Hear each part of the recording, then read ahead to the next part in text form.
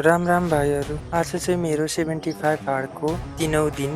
बिहानै 5 बजी उठे अनि 1 गिलास पानी पिएँ। हिजोको एक्सर्साइज र बेलुका खाना नखाएकोले एकदमै कमजोरी जस्तो महसुस भइरहेको छ। शरीर चाहिँ एकदमै हल्का भएको छ। बिहानै 5 बजी उठे र मैले गरेँ 5 मिनट वार्म अप। त्यसपछि मैले गरेँ सोल्डरको वर्कआउट 50 चोटि र त्यसपछि ब्याक पुलअप गरेँ 30 चोटि मैले। त्यसपछि काल्फको वर्कआउट गरेँ 150 चोटि। त्यसपछि पुलअप गरेँ मैले 40 चोटि 3 सेटमा। त्यसपछि पुलअप बार एप्स एक्सर्साइज गरेँ मैले 50 चोटि। त्यसपछि लेगको एक्सर्साइज गरेँ मैले 80 चोटि। त्यसपछि गरेँ मैले एप्सको वर्कआउट।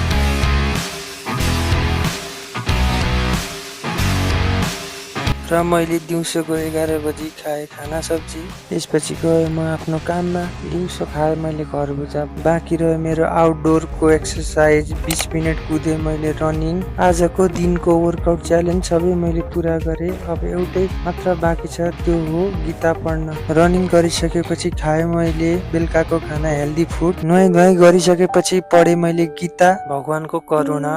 भगवानले यी दुखी मानिसहरूलाई देखेर पृथ्वीमा अवतार लिनुभयो। आफ्ना मधुर लीला कथा दिनुभयो, जसलाई सुन्ने र सम्झनेले आनन्द पाउँछ।